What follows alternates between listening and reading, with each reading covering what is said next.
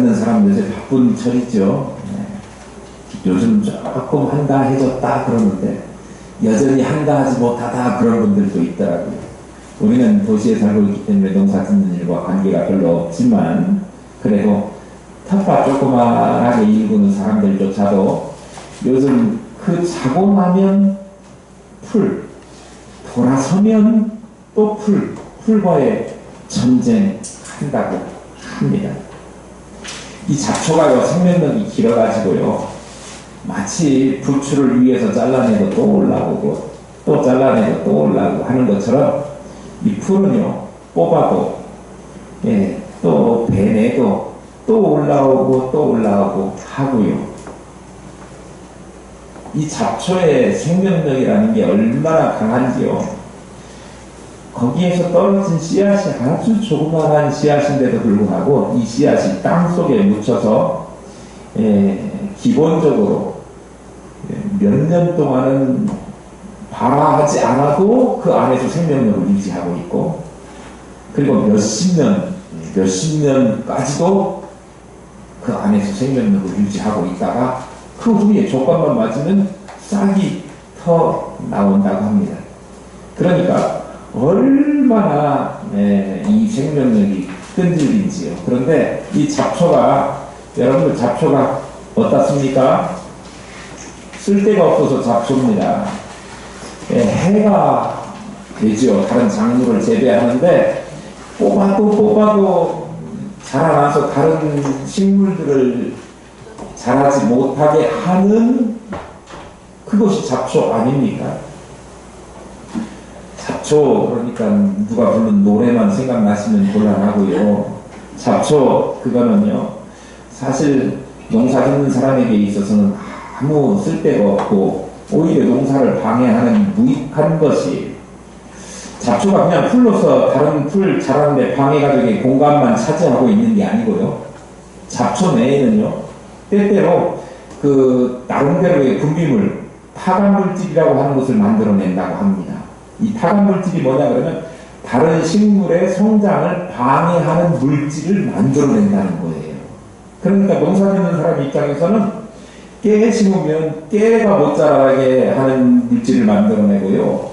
또 뭐 감나무에서 감 못 열게 하는 물질을 만들어내는 것이 이 잡초 가운데 딱 그 분비하는 그런 타간 물질이라는 게 있다는 거예요. 가만 놔두면 이 잡초 어떻게 되죠? 무성하게 돼가지고 이게 숲이었는지 논이었는지 밭이었는지 모르게 엉망진창을 만들어버리기도 하고요. 또 가만 놔두면 작물이 커나가지 못하게 하는 그런 일이 잡초예요. 그러니까 잡초는 어떻게 한다? 뽑아야 한다. 제거해야 된다. 위에만 잘라내도 안 되고 깊숙이 뿌리까지 뽑아내야 된다. 오늘 아합이 죽은 후에 모압이 북이스라엘을 배반했다라고 하는 말씀으로 열왕기하가 시작했지 않습니까?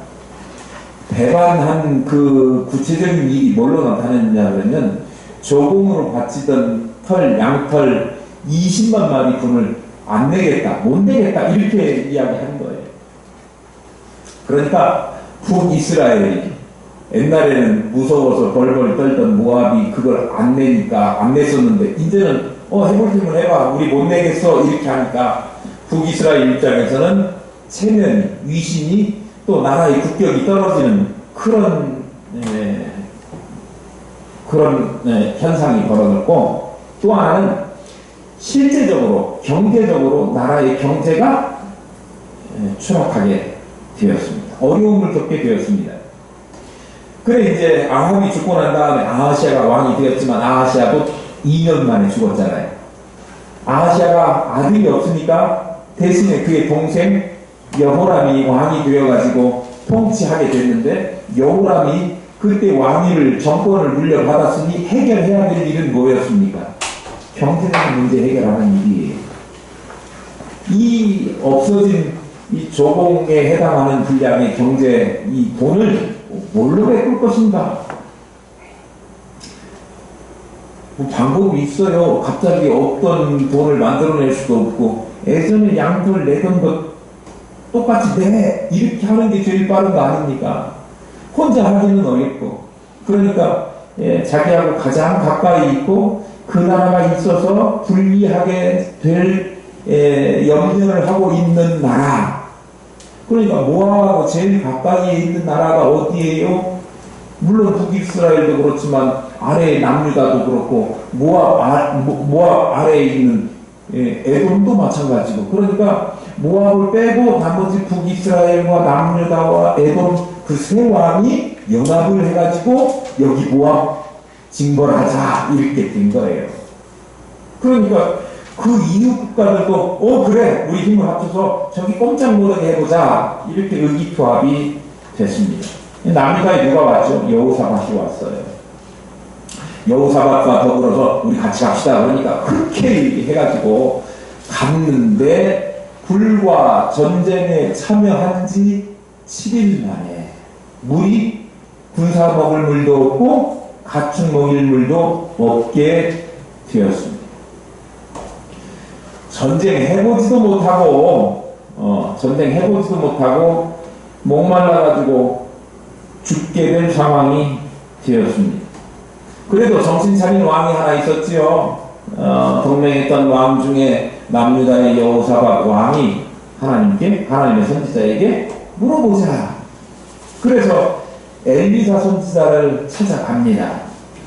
성경에도 우리가 기록하고 있는 것처럼 엘리사가 누구 나 때문에, 여호사밧 나 때문에, 내가 그렇지 않으면 당신들 만날 이유도 없지만 여호사밧을 봐서 3개국 연합 왕들을 다 만나주겠다 그렇게 조건을 하라고 하나님 앞에 간구하니까 하나님께서 엘리사를 통해서 말씀하신 것이 뭐였느냐 그러면 두 가지 문제 해결해 주겠다. 하나는 물이 없어서 지금 어떻게 됐죠? 군인도 군사들도 그리고 가축들도 다 목말라서 죽게 생겼는데 그거 해결해 주겠다. 어떻게? 개천을 많이 팔아. 그럼 거기 물을 채워주겠다. 그런데 비도 안 오고 날씨는 쨍하고 우리 지금 이제 장마 온다고 예보가 돼 있는데 그때는 예보도 없었어요. 그러니까 비가 올 기미가 전혀 없었는데 손바닥만한 구름도 없었는데도 불구하고 하나님께서 그런 약속을 하셨고 그것은 아무것도 아니다.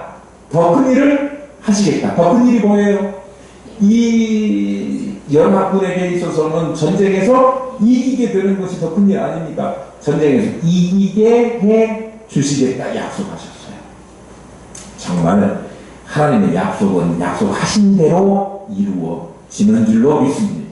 본문에 보니까 하나님께서 약속하신 대로 그 다음 날에 에돔으로부터 물이 차 와가지고 파놓았던 개천이 가득하게 흥건하게 물이 가득 채워졌습니다. 모압 사람들이 지금 다 건기여서 물이 바닥났는데 갑자기 사고 났더니 물이 흥건하게 채웠으리라고는 상상을 못했겠죠.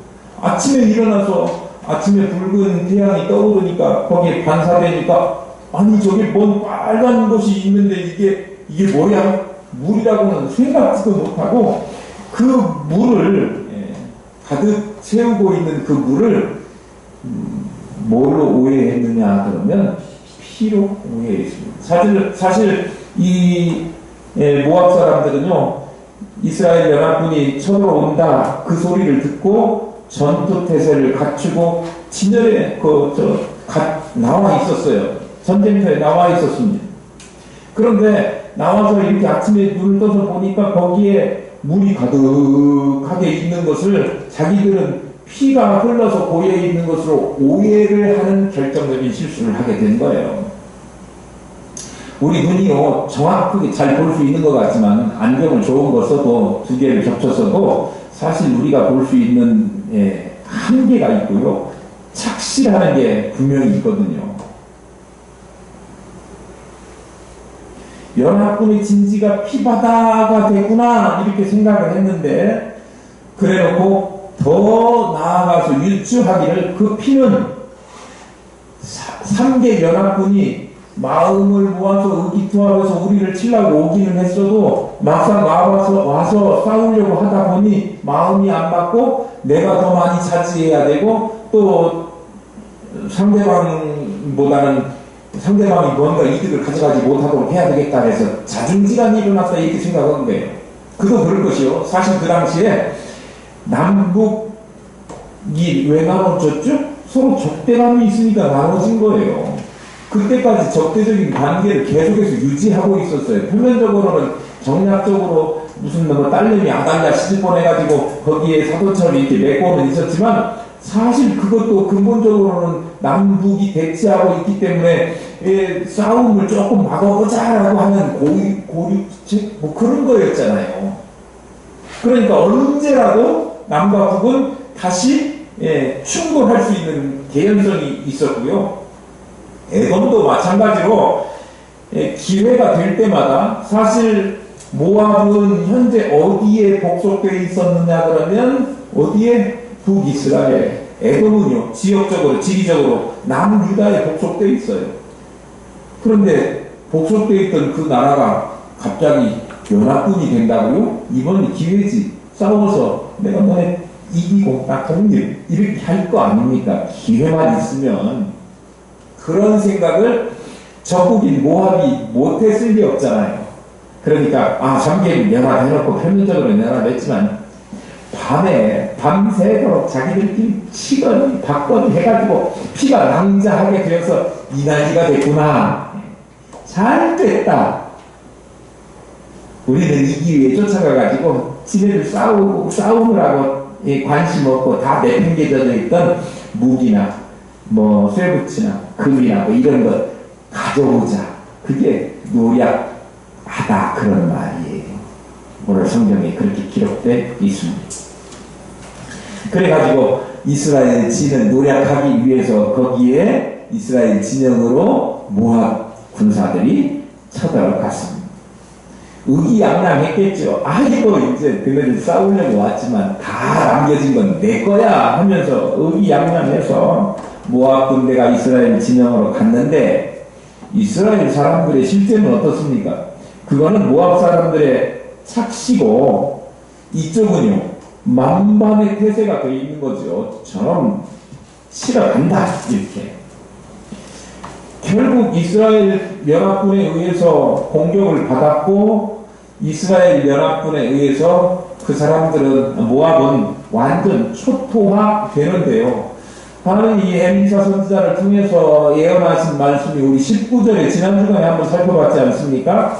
19절에 뭐였죠? 당신들이 모든 견고한 성읍과 모든 아름다운 성읍을 치고 모든 좋은 나무를 베고 모든 샘을 메우고 돌로 모든 좋은 것을 헐리라 하더니, 그러니까 모압 땅에 있는 모든 좋은 것들은 이 전쟁 때문에 폐허가 된다 그런 이야기예요. 그랬는데 오늘 그 예언하신 대로 시간이 흘러서 그 다음날 아침에 돼가지고 전쟁 실제로 벌어지게 되니까 25절 같이 한번 보십시다. 시작. 그 성읍들을 쳐서 헐고 각기 돌을 던져 모든 좋은 밭에 가득하게 하고 모든 샘을 메우고 모든 좋은 나무를 베고 기라베셋에 돌들을 남기고 물매꾼이 두루 다니며 신니라. 진짜로 하나님이 예고하신 대로 모압의 성읍들은 다 좋은 것들이 파괴되는 그런 일이 벌어졌어요. 폐허가 됐다 그런 이야기예요. 그런데 뭐만 남았느냐 그러면 기라베셋의 돌들은 남기고 물매꾼이 두루 다니며 치니라 이렇게 됐거든요.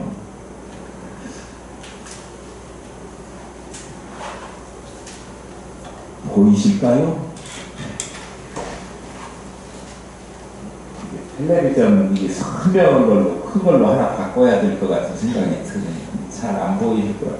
제가 읽어드릴게요. 그냥 여기가 사해, 염해, 데드시, 솔트시라고 불리워지는 곳입니다. 사실 바다는 아니죠. 네. 어쨌든 요 중심으로 이스라엘이 있고요. 분열돼가지고 여기 이스라엘로 표시됐지만 북이스라엘, 이쪽은 남유다입니다.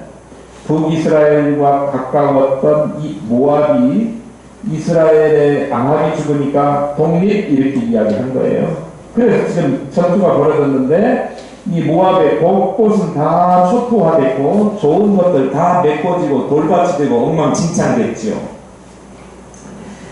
그래서 이 모압이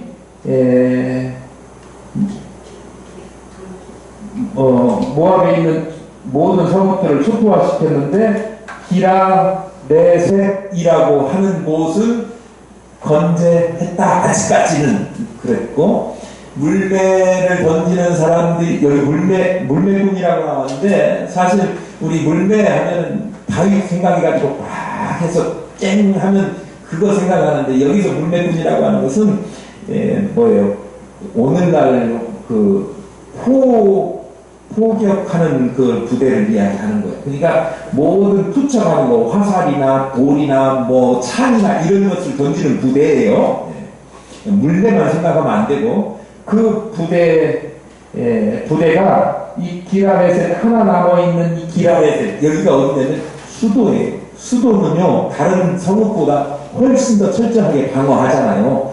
그러니까 이 기라네셋은 아직 못 치고 정복하지 못했는데 그 땅을 기라네셋을 지금도 여전히 공격하고 있는 중이다. 그 표현이 우리 25절의 마지막에 24절의 마지막에 기라네셋의 돌들은 남기고 물매군이 두루 다니며 치니라 이렇게 되어 있죠. 기라네셋은 지금은 현재 케락이라고 하는 도시예요. 케락 현재 실제로 이 기라네셋이 전투가 치열하게 벌어지는 현장이 되고 있었습니다.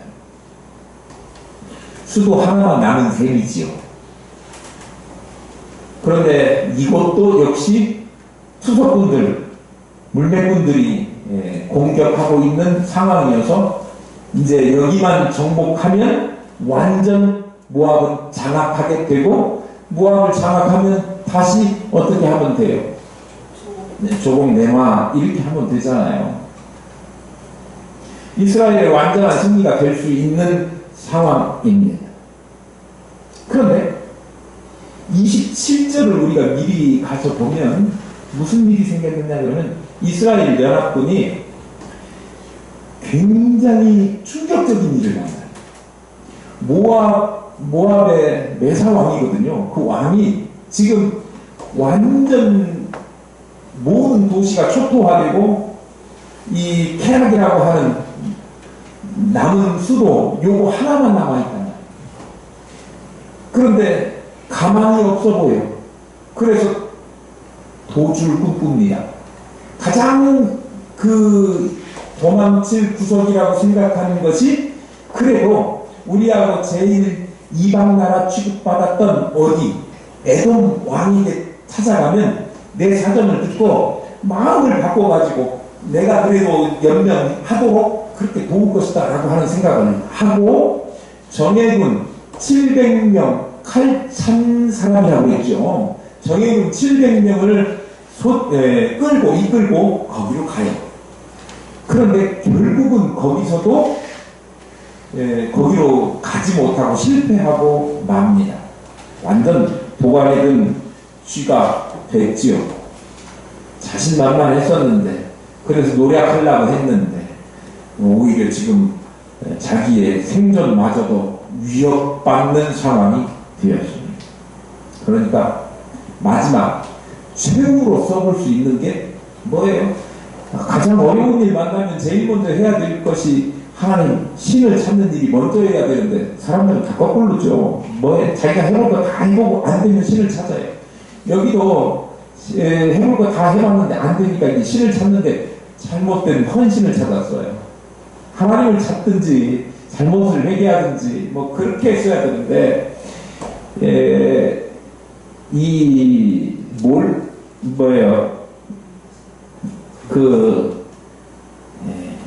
모압 사람들의 종교는 그모스, 모압뿐만 아니라 에돔이나 그 당시의 이방 사람들, 그 건동에 있던 이방 사람들은 다 한결같이 우상을 섬겼는데 그 중에 정말 해괴한 우상이 뭐였냐 그러면 그모스 신이라고 하는, 불의 신이라고 하는 거죠. 이 불의 신에게, 불의 신을 만족해 하는 그런 제사를 하면 자신들의 먼 앞길을 열어준다든지 문제를 해결해 준다든지 그렇게 믿었거든요. 그래서 불의 신 또는 그들을 만족하게 하기 위한 그 근동의 우상들이 있었는데 그게 뭐였냐 그러면 그모스 신, 또 몰렉, 또 밀곰이라고 하는, 이름은 다른데 거의 비슷해요. 뭐냐 그러면 사람을 태워서 그 신들을 만족하게 하는 거예요.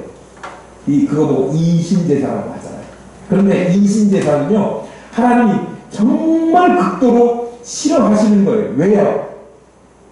하나님의 형상을 마음대로 태워서 그렇게 훼손하는 일이 하나님이 원하시는 일이겠습니까? 그러니까 그것을 못하게 하는 그런 일인데 그 잔혹하고 상상 불가한 일을 그들이 했다는 거예요.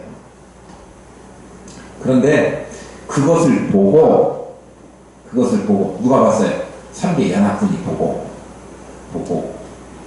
도저히 감당이 안 되는 충격을 받은 거예요. 그래서 전쟁 더 이상 할 수 없다. 이런 제사를 했다가는 여호와의 진노가 임할 것이다 라고 하는 중압감을 받고 그냥 바로 군대 빼요. 철수합니다. 돌아와요. 충격을 받았어도 할 일은 잘하고 마무리하고 왔어야 되는데 바로 방 빼가지고 와버렸어요. 그러니까 이 기라벳은 그 이후로 해방구역내죠. 몰락될 처지에 있었는데 이제 얼마 안 남았거든요. 그런데 그때 완전히 제거하지 못해가지고 여전히 남겨져서 그 뒤로 계속해서 이 모압 사람들이 망하지가 않고 존재하면서 계속 이스라엘을 괴롭히고 또 쳐들어오고 자신들의 힘만 조금 세졌다 그러면 이스라엘의 가시가 되어가지고 계속 이스라엘을 괴롭히는 일을 하게 됩니다. 먼 훗날 정말 강성해져가지고 이스라엘을 침공했고 두고두고 이스라엘 백성들로 하여금 죄를 짓게 만드는 올무 노릇을 한 것이 바로 이 모압 사람들이었다. 교훈하는 것이 뭐냐? 풀 나면 뽑아야 되는데 위에만 잘라내고 그냥 와버렸더니 다음날 되니까 또 풀이 웃자란 거예요.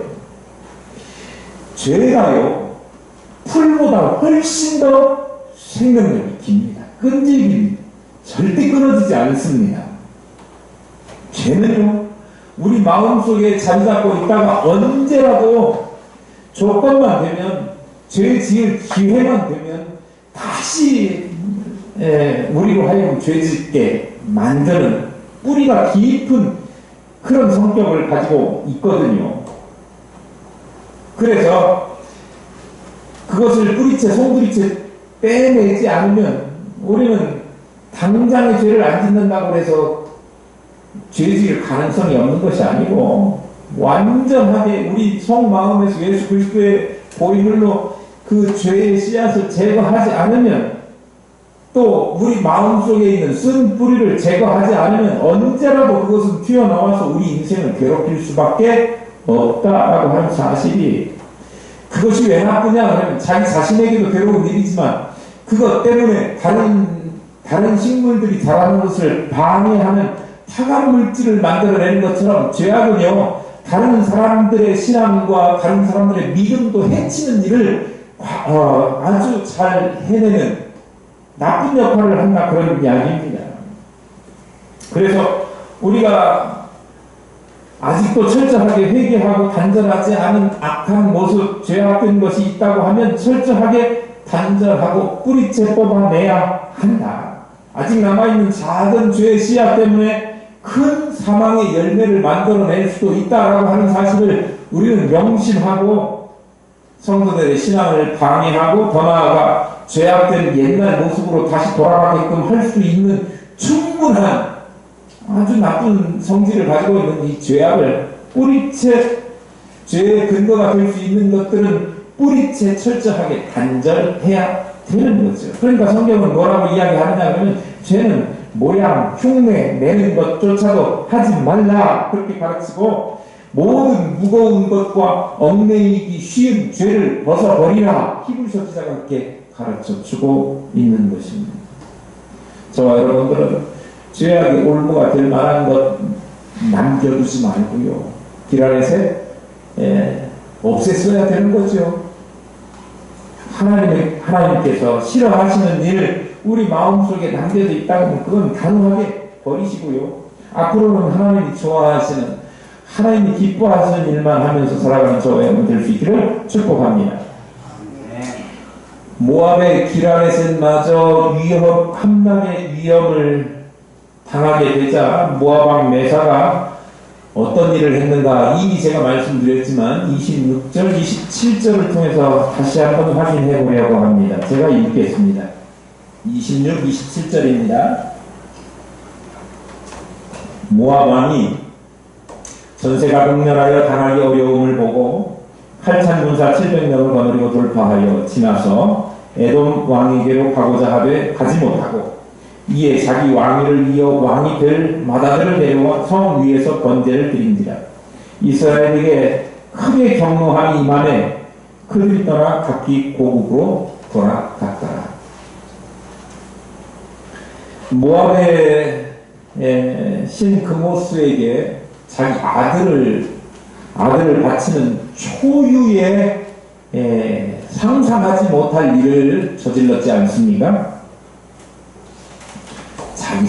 자기 아들의 생명이라고 하더라도 자기 아들이라도 그 자기 거 아니에요.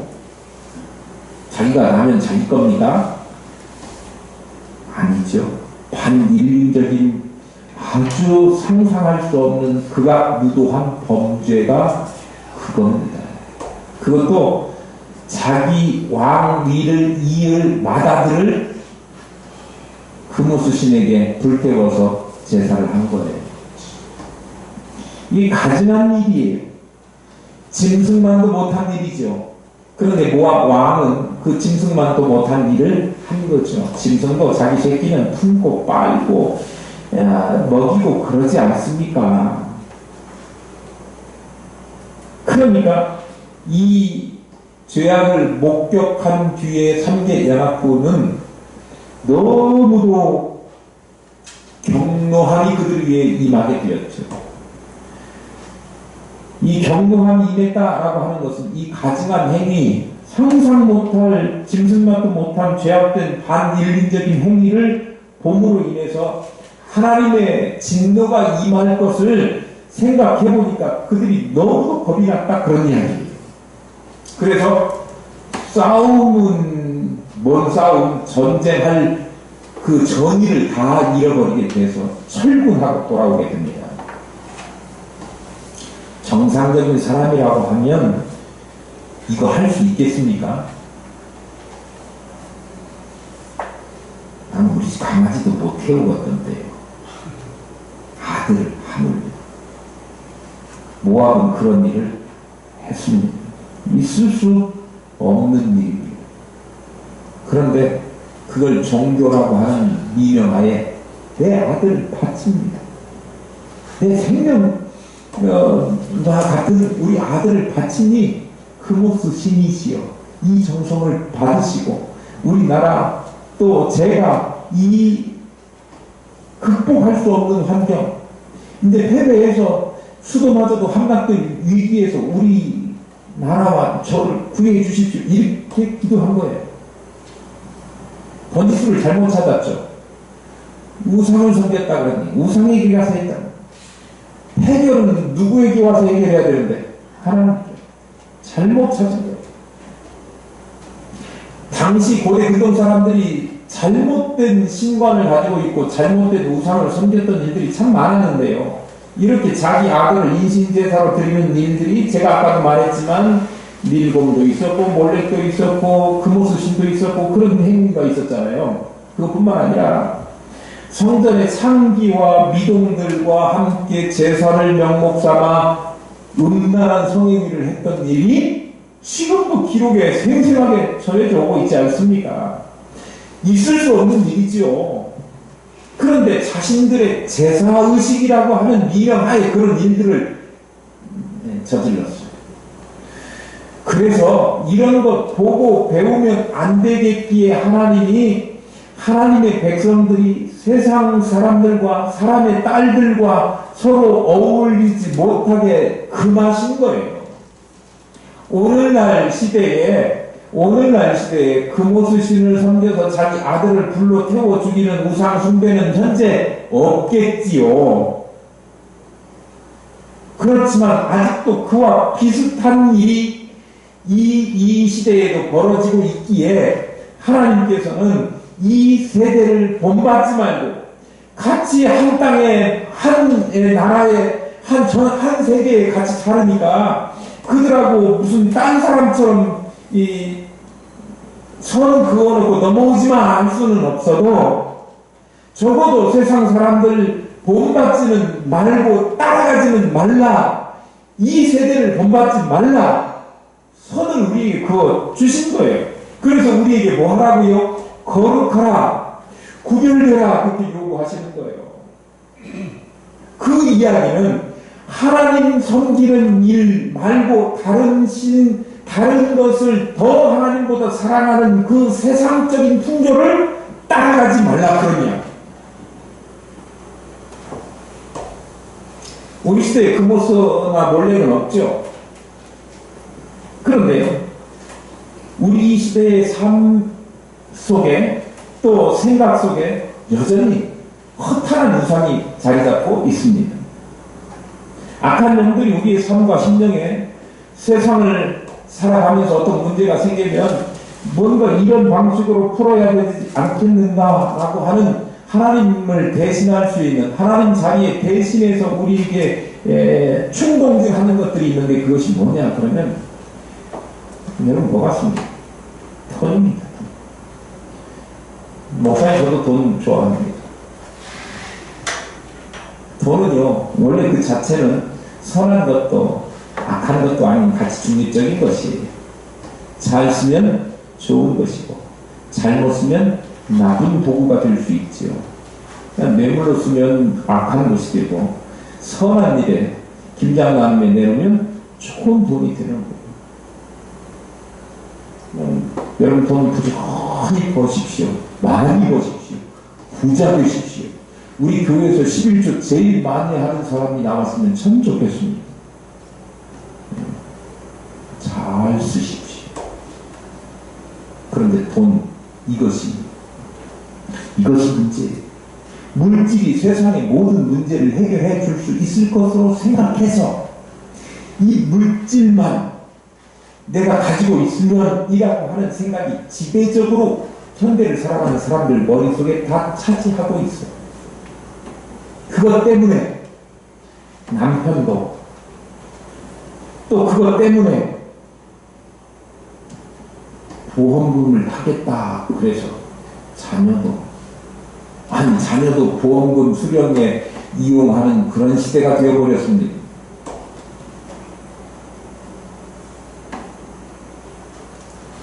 자식을 불태워서 몰래기게 갇히는 건 뭐가 다릅니까?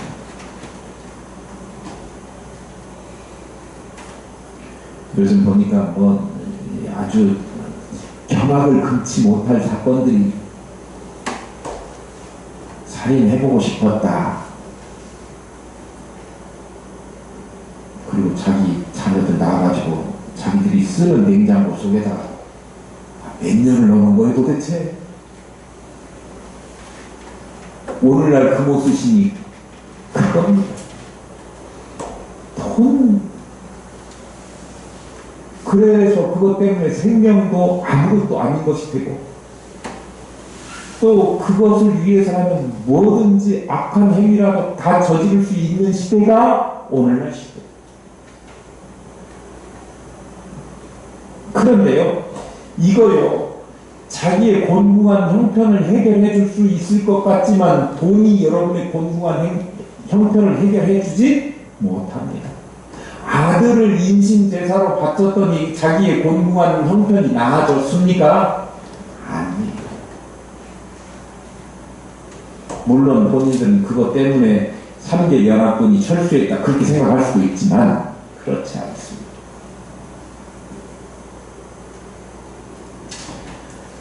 우상 숭배가 이처럼 꼭 어떤 대상물을 만들어 놓고 거기에 절하고 하는 것만 우상 숭배가 아니고요. 또 명예 때문에 다른 사람들을 해하거나 죽일 수도 있어요. 내 명예 지키자고.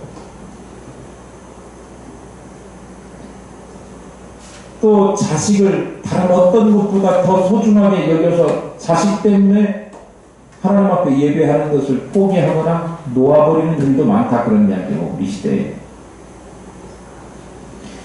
모든 것이 우상이 될 수 있습니다. 여러분 요새 캠핑 많이 간다 그러대요. 캠핑은 우상 될까요 안 될까요? 무슨 캠핑이 우상? 아니, 캠핑 주말에 휴일에 틈내서 가족들과 잘 갔다 오십시오. 주일에 예배 빼먹고 가지는 마십시오. 캠핑도 우상될 수 있습니다. 하나님께 예배하는 것보다 훨씬 더 그것을 중요하게 여겨서 예배를 포기하고 하나님을 포기하고 놀러 갔습니다. 그러니까 이 땅에서 하나님보다 더 소중하고 더 좋아하고 더 좋게 여기는 것들, 사랑하는 것, 이 모든 것은 다 우상이 될 수 있어요. 그거 하려고 하나님을 포기하고 또 죄악된 일임에도 불구하고 완전히 그런 의식들이 다 마비돼가지고 아무 생각이 안 들어요. 심지어는 자기 아들 죽여도 그것이 정당화될 수 있다고 생각하는 그런 시대가 돼버렸다 그러냐. 안 되죠. 우리가 처음에 생각은 뭐 이까짓 이렇게 시작하지만요. 그것이요. 아들 죽이는 거 아무렇지 않게 생각할 수도 있고요. 사람 죽여서 냉장고 속에다 넣어라고 아무렇지도 않게 그냥 일상생활할 수 있는 양심의 화인, 죄악된 마음으로 그물이 돼서 살 수밖에 없는 이 시대가 되어버렸어요. 우리 속에 뭐가 사라졌기 때문에? 하나님이 너무 작아졌기 때문에. 하나님이 크신 하나님, 세상 만물을 창조하시고 주관하시고 다스리시고 돌리시고 우리 생사 화복 영원한 세계까지 책임지신다고 하는 사실을 우리가 굳게 믿고 하나님을 크게 생각한다고 하면 우리 절대 이거 못합니다. 하나님이 우리 속에 너무 작아졌어요. 뭐가 커졌어요? 대신에 다른 것들이 커졌어요. 하나님보다 커진 이 모든 것들은 다 우상이 생각을 바꾸셔서 이번 주부터 시작입니다, 여러분. 교회 다니셔도 우리가 우상 숭배 안 한다고 장담 못 했는데 이번 주부터 시작하십시다. 어떻게 해요? 하나님 매일매일 내가 힘든 삶, 더워서 땀 삐질삐질 나면서 고생하면서 돈 벌어야 되지만 이 수고가 하나님의 영광을 드러내고 정말 소중하고 가비는 일을 위해서 생명을 살리는 일을 위해서 생명 죽이는 일이 아니라 생명을 살려내는 일, 보람있고 가비는 일을 위해서 쓰여지는 그런 삶이 되도록 해야 되지 않겠습니까? 우리 이야기를 통틀어서 한번 정리해 보려고 합니다. 엘리사 선지자를 통해서 물을 공급하신 것은 공급하실 것을 약속하셨고 그대로 이루어졌습니다. 연합군에게 물을 공급하셨고 그보다 큰 일 전쟁에서도 이기게 하셨습니다. 하나님께서는 약속하신 것을 변개치 않으시고 그대로 이루시는 신실하신 하나님이심을 다시 한번 우리에게 보여주셨는데요. 그런데 제가 의문이 하나 남는 게 있습니다. 이 전쟁에서 하나님께서 승리를 약속하셨고 정말 승리를 주셨는데 그런데 이 전쟁이 일어난 원인이 착한 왕이 아니고 악한 왕 여호람이라고 하는 불신앙적인 왕이 자기의 어떤 개인적인 목표, 왕의 근거에서 내가 뭔가 해결해야 될 이 과업을 이루어내기 위한 욕심으로 전쟁을 일으켰지 않습니까? 그런데 그 악한 생각으로 악한 일을 계획하는 그 사람의 편을 하나님께서 들어주셨다라고 하는 생각이 드는 거예요. 그럴 수 있잖아요. 그런 생각 안 드십니까? 그런데요, 잘 잘 한번 보세요. 정말 여호람 편을 들어주셨을까요? 하나님께서는 그냥 이스라엘 백성이면 무조건 따지지도 묻지도 않고 다 그 편 들어주시는 하나님이신가요? 이 결과를 보면 이스라엘은 전쟁에서 이겼습니다. 그런데 아무런 이익이 없었습니다. 전쟁에서 이기게 하신 것은 누구 때문이냐면 여호람 때문에 이기게 하신 것은 아니에요. 분명히 엘리사를 통해서 여호사밧의 낯을 보아 그렇게 기록하고 있잖아요. 그래서 약속을 해주셨는데 그 덤으로 여호람이 승리한 것처럼 보여지지만 실제로 여호람이 이기는 것은 진짜 이기는 것은 모압을 징벌하고 겁을 줘가지고 우리가 제대로 20마리분 다시 내겠습니다 해야 이게 이기는 거지. 19절에 예고하신 대로 그 성읍들을 다 초토화시켜가지고 남아있는 것이 하나도 없고 샘도 메꿔졌으니 양을 다시 기를 수가 있겠습니까? 양에게 물을 먹일 수가 있습니까? 초지를 기를 수가 있겠습니까? 목초지를 만들 수도 없어요. 그러니까 완전히 조공 드릴 원천적인 것이 다 그 기간 사람이 다 무너져 버린 거예요. 자기네 나라가 먹고 살기 힘들 것이고 모압 징벌하셨지요. 그리고 결국은요 이스라엘에게 조공을 바치도록 다시 복귀시켜야 그게 하나님께서 이기도록 하신 건데 그럴 여지를 하나도 남기지 않고 모압 땅에 좋은 샘들 좋은 나무들 다 초토화시켰어요. 결론은 이겼는데 안 이긴 거네요. 뭘 했는데 결과가 없네요. 뭔가 한 것 같은데 한 것이 없는 그런 상황이 되어버린 거예요. 이긴 것 같은데 실제로는 패배한 그대로 남아있는 거예요. 가치 있고 열매 맺는 그런 인생 그 비결은요, 신실하신 하나님 그분과 함께 할 때 무슨 일이 의미가 있고 또 그것이 가치가 있는 것이지, 아무리 큰 일을 벌이고 그 일을 감당하고 명분상으로 승리한 것 같다라고 할지라도 실제적으로 남은 영혼의 씁쓸함, 손에 쥔 것 없는 것, 그런 결과만 낳게 된다. 뭐하고 좀 연관이 있는 것 같습니다. 아무리 좋은 일 해서도 하나님과 상관없는, 하나님과 관계없는 일을 했다고 하면 그 과정이 잘 되는 것처럼 보여져도 실제로 필경은 여호람과 같이 아무것도 얻지 못하고 부끄러움만 남는 결과가 오게 된다. 그렇기 때문에 우리가 중요하게 여겨야 될 것은 우상은 당연히 멀리 해야 되고요, 하나님과 함께하는 일이 되어야 된다는 거죠.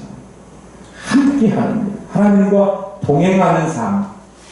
그래서 이 땅에 걸어가는 길이 힘들고 땀나고 어렵고 눈물 나는 일이 된다고 할지라도 그것을 하나님과 극복해 내므로써 마음속에 하늘로부터 내려오는 그 기쁨을, 감당할 수 없는 감격을, 감당할 수 없는 그 하나님의 은혜를 찬송하면서 기쁘게 나아가는 걸음들이 정말 복된 걸음이다.